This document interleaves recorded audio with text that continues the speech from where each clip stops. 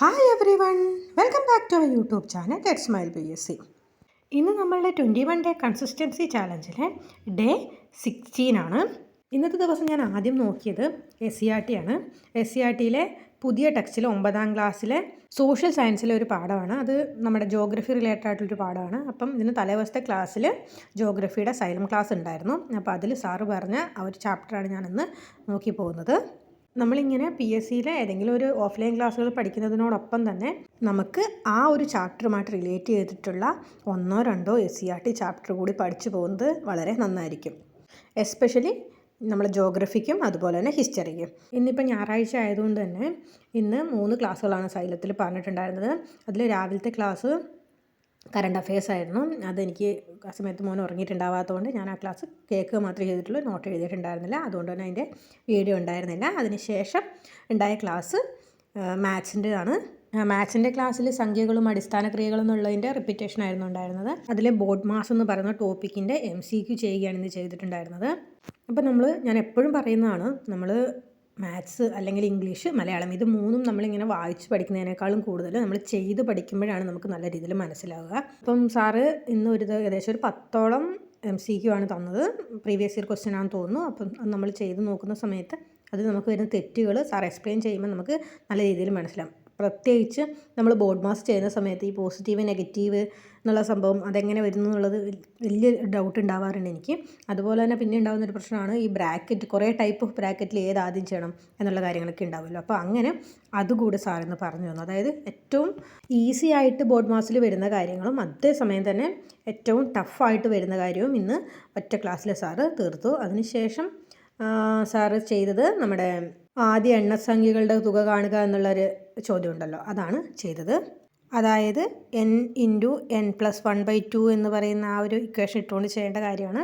അപ്പോൾ അതിൽ സാർ 1-2 എക്സാമ്പിളുകളും കൂടെ നമുക്ക് ഈ ഒരു ക്ലാസ്സിൽ പറഞ്ഞു തന്നിട്ടുണ്ടായിരുന്നു. അപ്പം സാറ് ക്ലാസ്സിലെടുത്ത ഒരു ഇക്വേഷൻ ഞാൻ സ്റ്റിക്കി നോട്ടിൽ എഴുതിയിട്ട് അത് ഞാൻ എൻ്റെ സ്റ്റഡി ടേബിളിൻ്റെ തൊട്ട് മുകളിലോട്ട് ഒട്ടിച്ചു. കാരണം മാത്സിനെ സംബന്ധിച്ചിടത്തോളം 1-2 ഇക്വേഷൻസ് പഠിക്കാനുള്ളത് നല്ല രീതിയിൽ പഠിച്ചാൽ മാത്രമേ നമുക്ക് മാർക്ക് ലഭിക്കുകയുള്ളൂ. മാത്സിൻ്റെ ക്ലാസ് കഴിഞ്ഞിട്ട് 1 മണിക്കൂറിനടുത്ത് നമുക്ക് ഫ്രീ ഉണ്ടായിരുന്നു. അതിനുശേഷം 1 മണിക്കൂർ കഴിഞ്ഞിട്ടായിരുന്നു അടുത്ത ക്ലാസ് ഉണ്ടായിരുന്നത്. അതുകൊണ്ട് ഞാൻ നമ്മുടെ PSC ബുള്ളറ്റിൻ വായിക്കാൻ വേണ്ടി തുടങ്ങി. PSC ബുള്ളറ്റിനിൽ ആഗസ്റ്റ് ആദ്യത്തെ PSC ബുള്ളറ്റിനാണ് വായിച്ചത്. അതിൽ ബയോളജിയിലെ കരൾ എന്ന് പറയുന്നൊരു ഭാഗമുണ്ടല്ലോ, അപ്പോൾ അതാണ് പഠിച്ച് പോകുന്നത്. ഏകദേശം 3/4 മണിക്കൂറോളം എടുത്തിട്ടാണ് ഞാനത് പഠിച്ചു തീർത്തത്. ഈ ഒരു ഭാഗത്ത് നമ്മൾ പഠിച്ച ഒരുപാട് കാര്യങ്ങൾ ഉണ്ട്.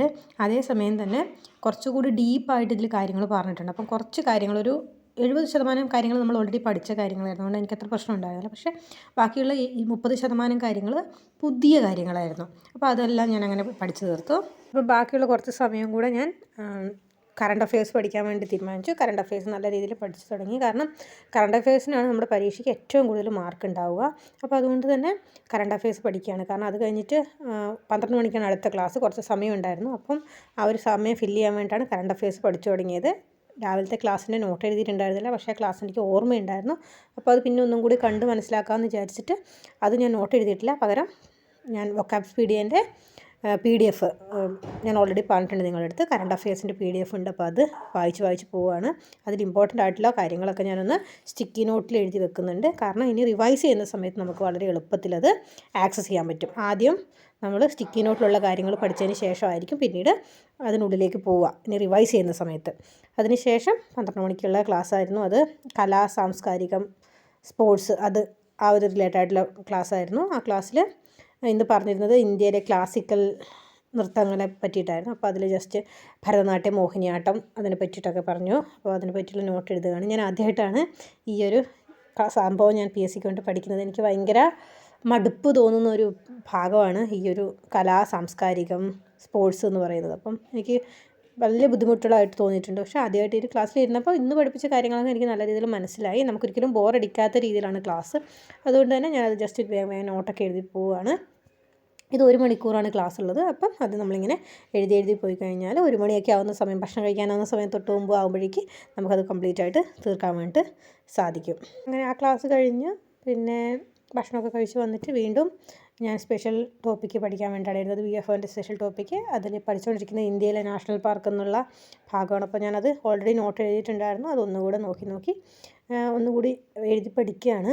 കാരണം അത് എപ്പോഴും അങ്ങോട്ടും ഇങ്ങോട്ടൊക്കെ മാറിപ്പോകും. അതായത് നാഷണൽ പാർക്കുകൾ ഏത് സംസ്ഥാനത്താണ് എന്നൊക്കെ ഉള്ളതുണ്ടല്ലോ, അവിടുത്തെ സംരക്ഷിത മൃഗം ഏതാണ്, അങ്ങനത്തെ കാര്യങ്ങളൊക്കെ. അപ്പോൾ അതൊക്കെ എത്ര പഠിച്ചാലും അങ്ങോട്ടും ഇങ്ങോട്ടും മാറിപ്പോകും. അതുകൊണ്ട് ഞാനത് വീണ്ടും വീണ്ടും എഴുതി പഠിക്കുകയാണ്. അത് ഇങ്ങനത്തെ കാര്യങ്ങളൊക്കെ എഴുതി പഠിച്ചാൽ മാത്രമേ നമ്മുടെ മനസ്സിൽ നിൽക്കുള്ളൂ. വെറുതെ വായിച്ച് പഠിച്ചു കഴിഞ്ഞാൽ എല്ലാം അവസാനം വരുമ്പോൾ എല്ലാം ഒരു അവിയൽ പോലെ ഉണ്ടാവും. അപ്പോൾ അതുകൊണ്ട് നല്ല രീതിയിൽ ഞാൻ എഴുതി പഠിക്കുകയാണ്. അപ്പോൾ അത് അത്രയും എഴുതി പഠിക്കുന്ന സമയത്ത് തന്നെ നമുക്ക് അത്യാവശ്യം ആ ഒരു ഭാഗം മുഴുവൻ നമുക്ക് കംപ്ലീറ്റ് ആയിട്ട് പഠിക്കാൻ വേണ്ടിയിട്ട് സാധിക്കാറുണ്ട്. നമ്മളിങ്ങനെ എഴുതുന്ന സമയത്ത് ഒരേ സമയം നമ്മൾ വായിക്കുകയും ചെയ്യും, എഴുതുകയും ചെയ്യും. അപ്പം നമുക്ക് നല്ല രീതിയിൽ മനസ്സിലാക്കാൻ സാധിക്കും. അപ്പോൾ അതുപോലെ തന്നെ കുറച്ച് കാലം അധികം കാലം അത് നമ്മുടെ ഓർമ്മയിൽ നിൽക്കുകയും ചെയ്യും. അപ്പം പിന്നെ എന്താണെന്ന് വെച്ച് കഴിഞ്ഞാൽ നമ്മൾ ഏത് ഓൺലൈൻ ക്ലാസ് അല്ലെങ്കിൽ ഓഫ്ലൈൻ ക്ലാസ്സിൽ നമ്മൾ പോകുന്നുണ്ടെങ്കിലും നമ്മൾ കൃത്യമായിട്ട് നമ്മുടെ സിലബസ് ഒന്ന് മനസ്സിലാക്കി വെക്കണം. നമ്മൾ ഇതുവരെ പഠിച്ചതിൽ സിലബസിൽ എത്രത്തോളം കംപ്ലീറ്റ് ആയി എന്നുള്ളത് നമ്മൾ നോക്കണം. ഇപ്പോൾ ഞാൻ സൈലം PSൽ ചേർന്നിട്ട് 5 ദിവസമായി. അപ്പോൾ 5 ദിവസത്തെ ക്ലാസ്സിൽ ഞാൻ എത്രയൊക്കെ കാര്യങ്ങളാണ് സിലബസ് കംപ്ലീറ്റ് ചെയ്തിട്ടുള്ളത് എന്നുള്ളത് ഞാൻ ജസ്റ്റ് ഒന്ന് വരച്ച് പോകുന്നുണ്ട്. അല്ലെങ്കിൽ നമുക്ക് പിന്നീട് മനസ്സിലാവും. അതിനുശേഷം ഞാൻ ഇന്നലത്തെ മലയാളം ക്ലാസ്സിൻ്റെ റിവിഷൻ ഒന്നും കൂടി ചെയ്യുകയാണ്. വീണ്ടും ക്ലാസ് കേൾക്കുകയാണ്, എന്നിട്ടത് റിവൈസ് ചെയ്യുകയാണ്.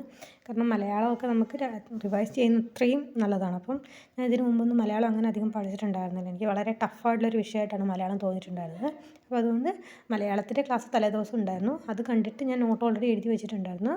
പക്ഷേ അതിനുശേഷം പിന്നീട് ഞാൻ ഒന്നും കൂടെ ഞാൻ എന്ത് ചെയ്യാണ്, ആ ഒരു ഇത് റിവൈസ് ചെയ്യാണ്. അതുപോലെ തന്നെ ഇംഗ്ലീഷും റിവൈസ് ചെയ്യുന്നുണ്ട്. ഈ ഇങ്ങനെയുള്ള ഇംഗ്ലീഷ്, മാത്സ്, അതുപോലെ തന്നെ മലയാളം, ഈ സബ്ജക്റ്റുകളൊക്കെ നമ്മൾ റിവൈസ് ചെയ്യുക എന്നുള്ളത് വളരെ ഇമ്പോർട്ടൻ്റ് ആയിട്ടുള്ള കാര്യമാണ്. റിവൈസ് ചെയ്യുന്നതിനോടൊപ്പം തന്നെ നമ്മൾ കുറച്ച് MCQവും PYQ ഒക്കെ ചെയ്യുന്നതും വളരെ നല്ലതാണ്. അതുകൊണ്ട് ഞാനിത് തലേദിവസത്തെ ക്ലാസ് ആയിരുന്നു, ഇത് ലൈവ് ക്ലാസ് ആയിരുന്നു. അതിപ്പോൾ ഞാനതിൻ്റെ റെക്കോർഡഡ് ക്ലാസ് വീണ്ടും കേട്ട് ഒന്നുകൂടെ കുറേ ക്വസ്റ്റ്യൻസ് ഒക്കെ തന്നിട്ടുണ്ട്. അതെല്ലാം വീണ്ടും ഒന്ന് ചെയ്ത് നോക്കുകയാണ്, എനിക്ക് ഓർമ്മയുണ്ടെന്ന് അറിയാൻ വേണ്ടി. ഇനി ഇത് വീണ്ടും റിവൈസ് ചെയ്യുമ്പോൾ എപ്പോൾ എന്ന് വെച്ചാൽ 2 ദിവസം കഴിഞ്ഞിട്ട് അല്ലെങ്കിൽ ഒരാഴ്ച കഴിഞ്ഞിട്ട് വീണ്ടും ഇതേ സെയിം ക്ലാസ്സുകൾ വീണ്ടും റിവൈസ് ചെയ്യണമെന്നുണ്ട്. ഞാൻ ആ ഒരു രീതിയിലാണ് ഇപ്പോൾ ടൈം ടേബിൾ കൊണ്ടുപോകുന്നത്. ഇപ്പോൾ നമ്മളിങ്ങനെ ക്ലാസ്സുകളെന്ന് പറഞ്ഞാൽ ഒരു ദിവസം, ഇപ്പോൾ ഞായറാഴ്ച ആയതുകൊണ്ടാണ് 3 ക്ലാസ്, അല്ലെങ്കിൽ ഇന്നലെ 4 ക്ലാസ് ഉണ്ടായിരുന്നു. അപ്പം 4, 5, 3 ക്ലാസ്സുകളൊക്കെ ഒരു ദിവസം പോകുന്നുണ്ട്. അത് തന്നെ നമുക്ക് ഏകദേശം 3 മണിക്കൂർ തൊട്ട് 5 മണിക്കൂർ വരെ ക്ലാസ്സുകൾക്കായിട്ട് തന്നെ നമുക്ക് പോകും. അതിനുശേഷം പിന്നെ നമ്മളൊരു 2-3 മണിക്കൂർ എക്സ്ട്രാ, അതായത് SCRTയും അതുപോലെ തന്നെ മാത്സ് ഇംഗ്ലീഷിൻ്റെയൊക്കെയുള്ള മാത്സ്, ഇംഗ്ലീഷും മലയാളം ഇതിൻ്റെ 3ൻ്റെയും MCQ ചെയ്യാനും ഒക്കെ ആയിട്ട് നമ്മൾ എടുക്കാറുണ്ട്. പിന്നെ നമ്മൾ ചെയ്യുന്നൊരു കാര്യം എന്ന് പറഞ്ഞാൽ കറണ്ട് അഫയേഴ്സ് പഠിക്കുക എന്നുള്ളതാണ്. കറണ്ട് അഫയേഴ്സിന് ക്ലാസ്സുകളുണ്ട്, എന്നാലും മറ്റ് പുറത്തുനിന്നുള്ള സോഴ്സുകൾ കൂടി വെച്ചുകൊണ്ട് കറണ്ട് അഫയേഴ്സ് പഠിച്ചാൽ മാത്രമേ നമുക്ക് കംപ്ലീറ്റ് ചെയ്യാൻ പറ്റുള്ളൂ. കാരണം കറണ്ട് അഫയേഴ്സ് ഭയങ്കര വാസ്റ്റാണ്. അപ്പോൾ അതുകൊണ്ട് നമുക്ക് കറണ്ട് അഫയേഴ്സ് നമ്മൾ ഈ ക്ലാസ്സിൽ നിന്ന് കൂടാതെ നമ്മൾ പഠിക്കേണ്ടതായിട്ടുണ്ട്. അപ്പോൾ കൺസിസ്റ്റൻസി ചലഞ്ചിൻ്റെ 16ാമത്തെ ദിവസം ഞാൻ ഇത്രയും കാര്യങ്ങളാണ് പഠിച്ചത്. ഏകദേശം ഒരു 7 to 8 മണിക്കൂർ പഠിക്കാൻ വേണ്ടി എനിക്ക് സാധിച്ചു. കാരണം 3 മണിക്കൂർ ക്ലാസ് ഉണ്ടായിരുന്നു, അതേപോലെ തന്നെ ബാക്കിയുള്ള കാര്യങ്ങൾ എല്ലാം കൂടിയിട്ട് ഒരു 4 മണിക്കൂറിനടുത്ത്, 4 മണിക്കൂറിന് മുകളിൽ ചെയ്യാൻ വേണ്ടി സാധിച്ചു. അപ്പോൾ ഏകദേശം 7 മണിക്കൂറോളം നമുക്ക് ഈ ഒരു ദിവസം പഠിക്കാൻ വേണ്ടി സാധിച്ചു. അപ്പം അത് അത്യാവശ്യം നല്ല രീതിയിൽ തന്നെ മനസ്സിലാവുന്ന രീതിയിൽ തന്നെ പഠിച്ചു പോകാൻ ശ്രമിച്ചിട്ടുണ്ട്. അതുപോലെ തന്നെ MCQ ചെയ്യാനും പ്രീവിയസ് ഇയർ ക്വസ്റ്റ്യൻ പേപ്പർ ചെയ്യാനും ഒക്കെ ഞാനതിൽ സമയം കണ്ടെത്തിയിട്ടുണ്ടായിരുന്നു. അങ്ങനെ ചെയ്താൽ മാത്രമേ നമുക്കിത് കംപ്ലീറ്റ് ആയിട്ട് മുന്നോട്ട് കൊണ്ടുപോകാൻ വേണ്ടി പറ്റുള്ളൂ. ഇത്രയുമാണ് ഈ ഒരു വീഡിയോയിൽ പറയുന്നത്.